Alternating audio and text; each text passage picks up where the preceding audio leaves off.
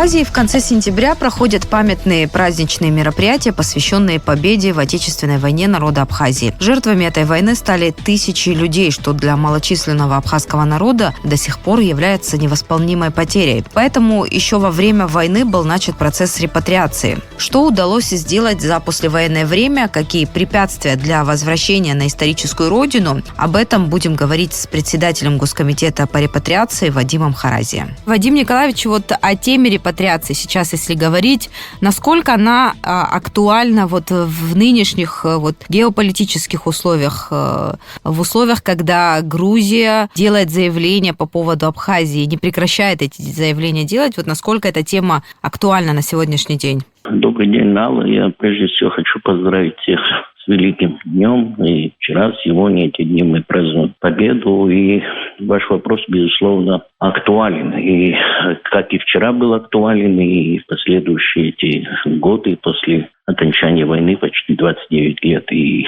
как известно, Грузия наращивает свои силы, как и наращивала в 2008 году. И эти планы, безусловно, о возвращении 20%, что они говорят, территории, оккупированной территории, безусловно, реваншистский настрой, и мы наблюдаем, безусловно. Что касается репатриации, тема не только сегодня, она актуальна, они и послевоенные, все эти периоды были актуальны, но, безусловно, сегодня этот вопрос наиважнейший и архиважный вопрос, и мы все должны сделать, чтобы наши соотечественники, которые проживают за пределами, а как известно, за пределами Абхазии, как известно, это свыше 50 стран, 53 страны, что мы знаем. Основная масса это в Турции.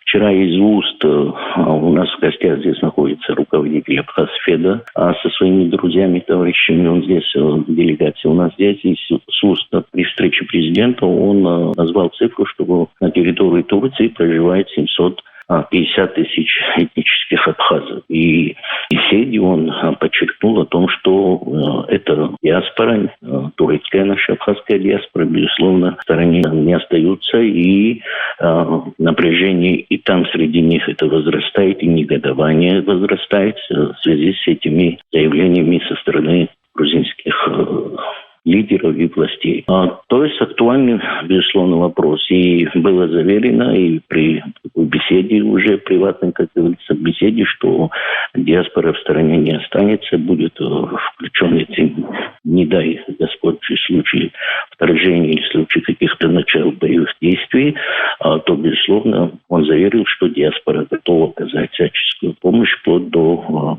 человеческих факторов, и люди будут, безусловно, рваться сюда, в Абхазию.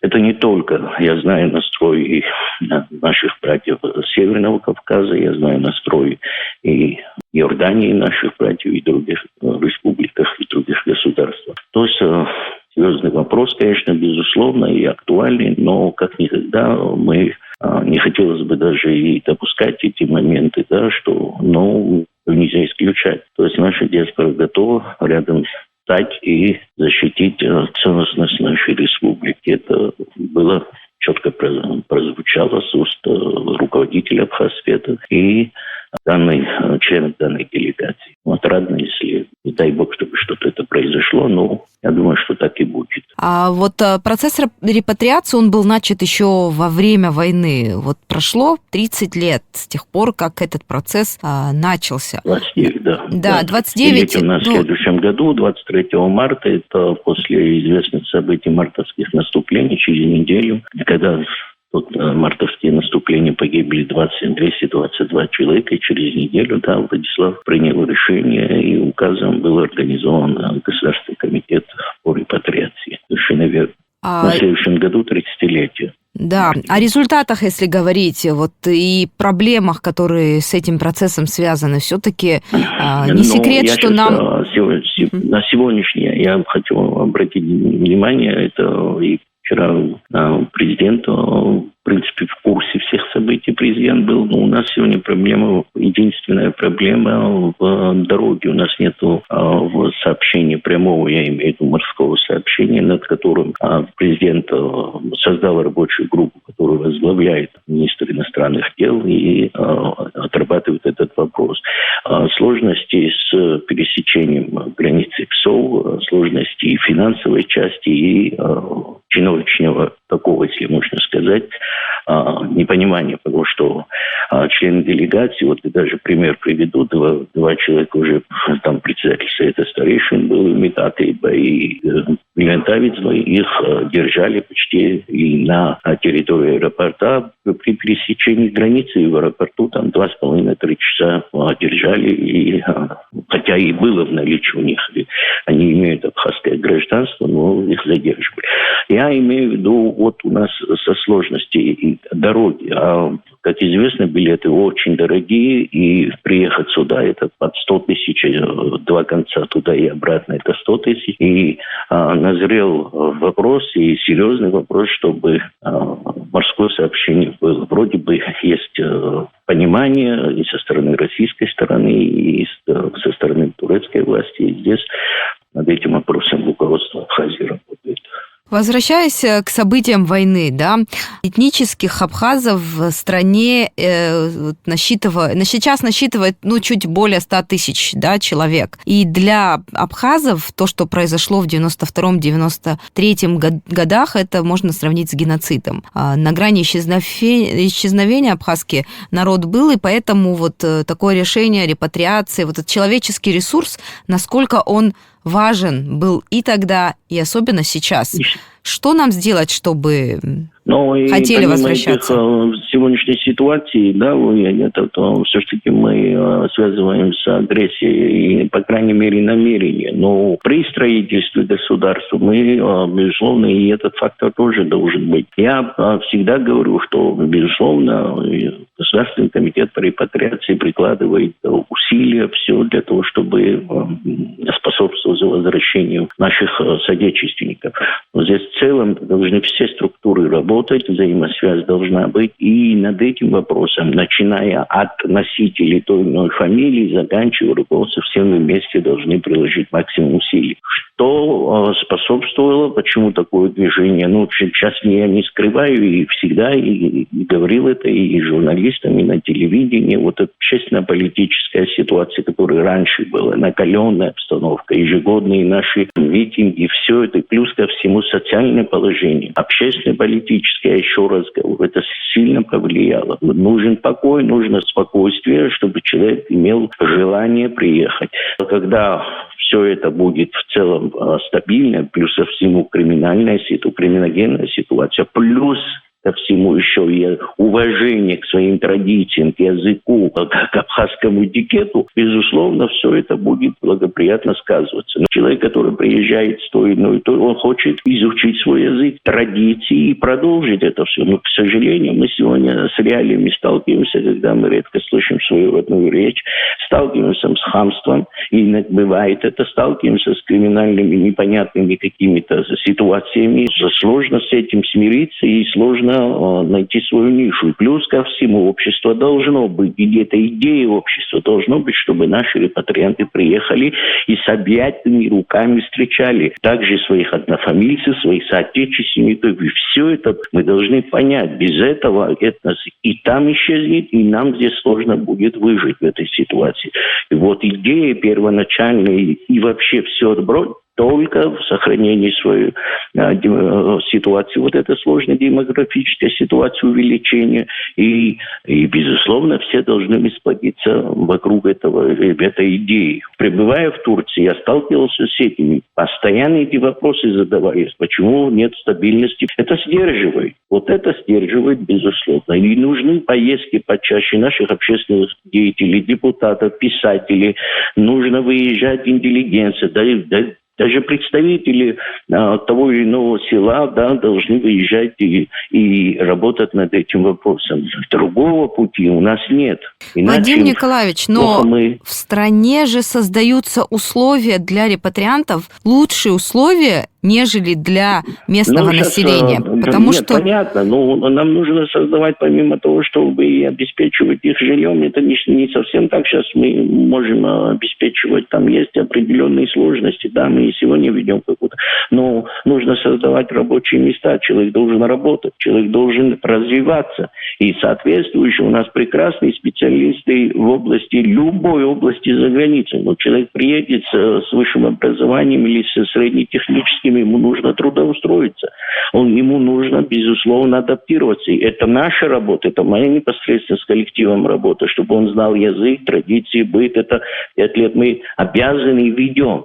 Но нам нужно создавать большие условий для того, чтобы человек мог работать. А у нас, к сожалению, вы знаете, с рабочими местами сложности есть. Вот в чем вопрос. И плюс ко всему, я бы вообще предложил, я несколько раз это я озвучу, нам нужно провести именно экономический форум и привлекать сюда наших бизнесменов, соотечественников. Мы говорим на инвестиции, но они должны, у нас сегодня будет встреча, еще раз я встречаюсь, значит, с Фосфедом, я готов даже и на площадке, в любом месте, и туда я все время говорю, слушайте, вглядываться в экономическое строительство и социальное строительство этого государства без помощи наших инвесторов и репатриантов у нас, сложно будет. И, безусловно, нужно все сделать, чтобы теплый климат для них был создан. И мы должны привлечь их сюда.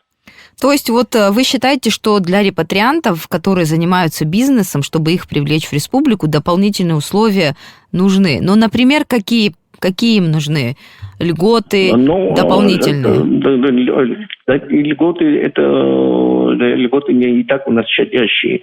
Понимаете? Ну, поэтому и говорю, а что еще предложить? Допустим, мы элементарно, сейчас у нас Аргун, соотечественница, занимается Паквешев, 10 гектаров земли, и Паквешцы стали, и Чемчирская администрация встала рядом, и все условия ей создают. То же самое нужно, чтобы желание у человека не погасло. Сложности подобрать земельный участок, сложности земельный участок, даже если какое-то фруктовое насаждение или многолетнее, или однолетнее культура. Со многими вещами мы сталкиваемся. Понимаете, и в их сознании мы должны заложить, чтобы они вернулись и здесь плодотворно рядом с нами стали. Вот здесь мы чуть-чуть, тормозим, буксуем, я не знаю, красиво я говорю, правильно я говорю. Но вот по поводу интеграции. Хорошо, мы создадим для них какие-то дополнительные льготы, которые позволят привлечь сюда бизнес, да, из числа вот бизнесменов, из числа наших репатриантов, тут будут развивать бизнес, захотят здесь жить, но мы же видим, что настроение в обществе тоже не всегда хорошее в отношении репатриантов. Например, молодые семьи, которые не обеспечены жильем, они часто высказываются против выдачи репатриантам жилья, вот безвозмездной выдачи жилья. А вот с этой проблемой внутри тоже нужно ее решать. Как вы думаете? Безусловно, я вам скажу. Почему до сих пор нет в обществе понимания того, что это нужный процесс? Не наше, это, как говорится, камни не в наш огород, как говорится, но мы все равно в этом участвуем. Мы на маяке выделили молодым семьям здесь. Плюс ко всему, при сдаче того или иного объекта на территории, где мы строим, даже если, например, Мачарка будет, мы, естественно, и в Агудзерах поселяли туда, и квоты были для местных людей. Это уже, понимаете, мы включены в программу 50 миллионов у нас фонда ежегодно перечисляем мы Министерство соцзащиты, где по 100 тысяч за рождение 3-го, 4-го последующих детей. Это фондовские, это репатриации деньги. Мы отдаем. Мы включены в это. Безусловно, это все мало. Нужно наращивать, и другие структуры должны, и я, насколько знаю, есть и кредиты, есть и Министерство социальных определенные какие-то помощи оказывают, и мы вовлечены, и мы дальше будем в эту проблему, в этих проблемах будем участвовать. Но одним репатриацией это не хватит, безусловно. Нужно помогать нашим молодым семьям, надо кредиты выдавать какие-то беспроцентный. Что-то нужно делать. И не только мы должны, или Министерство социальной защиты, это и в местах, и главы администрации выискивать возможности финансовые. Естественно, прежде всего, у нас и ветераны войны не имеют соответствующих условий, и многодетные не имеют соответствующих условий. И когда видя, что какие-то объекты там сдаются или выделяются со стороны репатриации репатриантам, и, естественно, будут негодования и вопросы. А что нам тогда делать? Нам что, дальше не работать или не помогать соотечественникам? Естественно. У нас прекрасная программа «Лашкиндар». Мы выделили участки под 90 под строительство. Мы еще на сегодняшний день создали условия. Водопровод, свет подводим, и мы трансформатор приобрели. Но наши репатрианты, именно Иордании, они за свои средства, личные средства строят поселок, строят там дома уже там. Пару этих примеров есть. Я приглашаю вас и посмотреть, вы увидите. Вот такие же нужны программы, безусловно, государство должно оказать помощь и нашим многодетным, и нуждающимся. Процесс репатриации, когда мы затронули тему того, как местные относятся к этому процессу, как вы считаете, все-таки для репатриантов нужно создавать лучшие условия, нежели для местного населения, чтобы привлечь? Понимаете, я сейчас не соглашусь с вами. Да, есть единичные какие-то случаи, может быть, и на порядок выше, но в целом наше общество относится к репатриантам доброжелательно. И, пару фактов были там, да, допустим, разбой или... это понятно, это в любом обществе бывает, и местные могут пострадать, и приезжие, и любой, в конце концов, во всех, даже благоприятных странах бывают такие случаи. Но у нас, понимаете, что человек 5 лет, он имеет карту репатрианта, мы обязаны за 5 лет его... чтобы он адаптировался, обучение языка, обучение. Мы создаем эти условия. После 5 лет он приравнивается, как и остальные граждане Республики Абхазия, на таких же уже условиях он существует, он и живет здесь. Дальше никаких уже льгот и никаких. Да, безусловно, со стороны, где бы он ни обращался, те иные соответствующие органы, понимание есть, поддержка какая-то может быть. Но он приравнивается, как и любой наш гражданин, который здесь родился и живет, это такой же гражданин. Вы говорите 5 лет, и все в свободное плавание отпускают репатрианта. Но, на ваш взгляд, этого времени достаточно, чтобы полноценно человек мог интегрироваться? Вопрос, да, это другой вопрос. Мы выходили с предложением увеличить этот срок, я думаю, что да, если мы ему не сможем создать эти условия от нас уже, по крайней мере, все, и 5 лет плодотворно мы, как положено, будем с ним работать, я считаю, что да, достаточно и для изучения нормативных актов, да, и всех подзаконных законов и подзакон иметь, чтобы он плодотворно знал бы здесь соответствующий, он был бы уже инструктированный и зная язык, и мы практически, у нас не было ни одного случая, может, 1-2 по специальности, если мы не сможем помочь, то те, кто в социально-адаптационный отдел обращался в дальнейшем, чтобы мы его трудоустроили, у нас сейчас надо признать, кто хочет работать, мы все равно находим и помогаем этому человеку.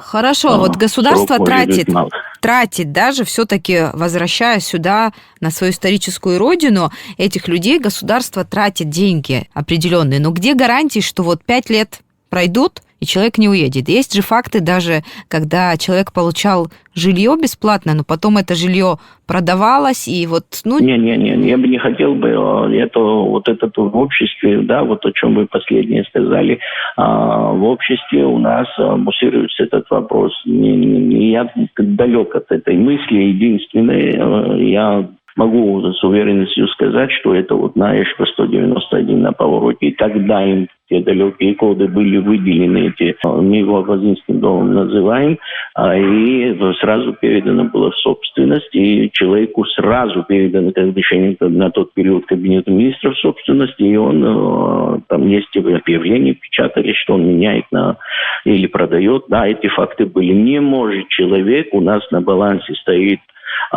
эти квартиры, продать, оформить никто не сможет. Я далек от мысли, что это где-то там, может, какие-то единичные, допускаю один-два случая, что, не зная, местные приобретают, но все равно сталкиваются с этими вопросами.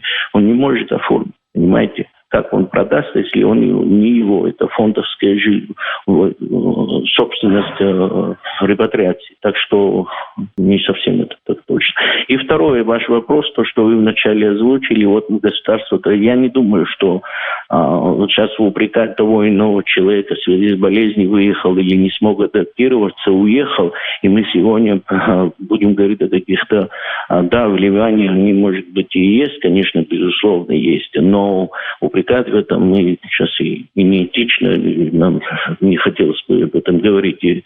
Нам нужно прежде всего посмотреть не только репатрианты, которые за пределами нашей сети. Давайте будем тогда смотреть и с другого ракурса.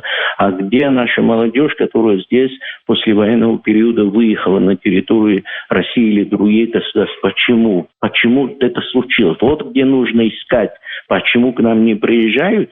А надо сперва посмотреть, где корень зла. Почему наша молодежь устремилась и уехала? Кто считает, в каком количестве наша молодежь в других государствах находится, которые выучились, которые оставили, они не возвращаются на свои очаги, свои дома. Вот где нам нужно смотреть. И там анализировать, и тогда мы поймем, кто знает, в каком это не один, не два человека, это можно искать и тысячи людей, сотни людей уехало, и люди нашей молодежи не возвращаются. Вот кого надо еще и подтягивать сюда, в Абхазию, для строительства нашего государства. И плюс ко всему, безусловно, наших соотечественников. Параллельно и заниматься с теми нашей молодежью, которые за пределами Абхазии здесь их родились, здесь выучились, и школу окончили, и выехали. Вот беда в чем еще у нас. Вадим Николаевич, вы важную вещь сказали, что здесь живущие, выросшая здесь молодежь, она уезжает иногда, кто-то на учебу и потом не возвращается, эта проблема существует. Тем более возвращать на историческую родину тех, кто никогда ее не видел, бросить все, приехать, это, конечно, сложно. И что предпринимаете вы? Как их можно заинтересовать? Что делает репатриация, что ваше ведомство делать, чтобы их вернуть? Что можно для них? Программы вы сказали, что надо общаться. Я вначале сказал, давайте мы, безусловно, должны сделать все для того, чтобы спокойно заезжали бы на территорию. У нас нет дороги, как говорится. Мы через Российскую Федерацию уезжаем. Это очень-очень накладно. Человек, который приезжает и в пределах $1500 будет покупать билеты и находиться здесь определенное время, чтобы узнать, посмотреть и вникнуть в эту ситуацию, хотя бы недельку он должен здесь находиться. Ему где-то нужно жить, ему что-то нужно кушать. И не каждый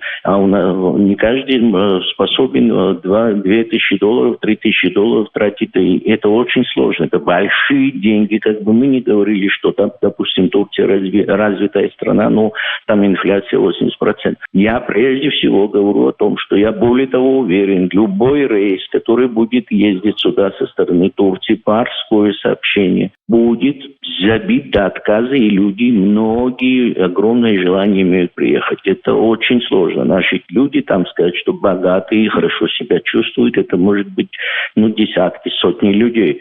Из такого огромного количества у людей средних, они в основном живут и в деревнях, и кто и в городах, они на зарплате живут, и ничего у них нет.